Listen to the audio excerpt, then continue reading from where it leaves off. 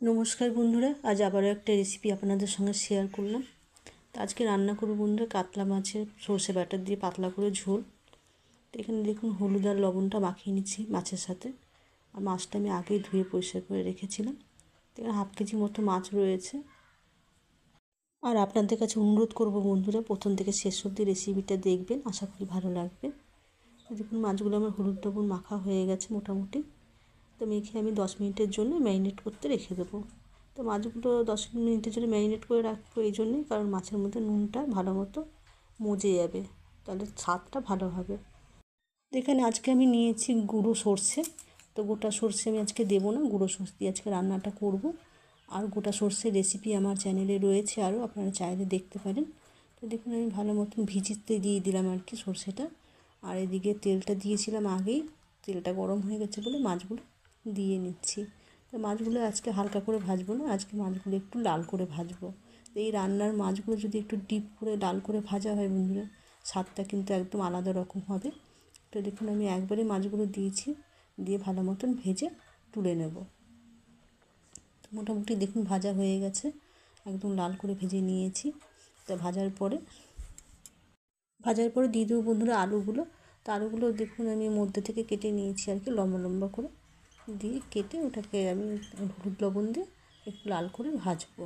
তো আপনারা চাইলে আলু দিতেও পারেন, আবার নাও দিতে পারেন, সেটা আপনাদের ওপর। যদি আলু পছন্দ করেন দেবেন, নাহলে দেবেন না।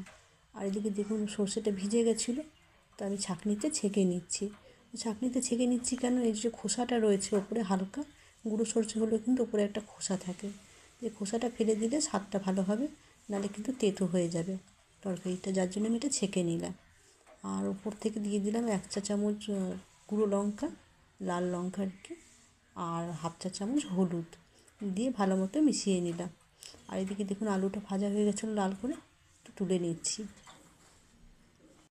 এরপর বন্ধুরা ফোড়নে দিয়ে দেবো গোটা সর্ষে 1/2 চা চামচ, আর মধ্যে থেকে চিড়ে রাখা কয়টা কাঁচা লঙ্কা।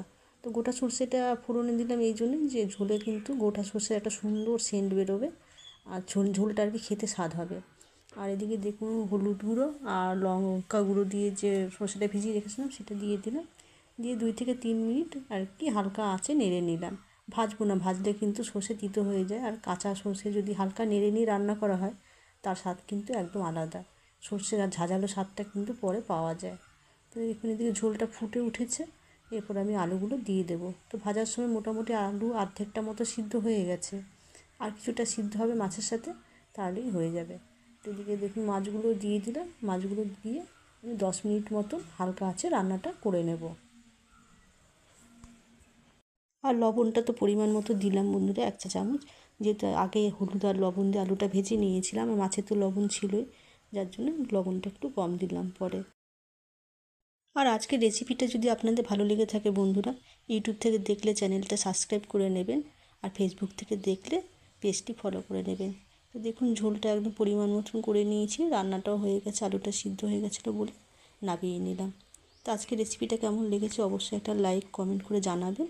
আর ফিরে আসছি আবারও একটা নতুন রেসিপির সাথে।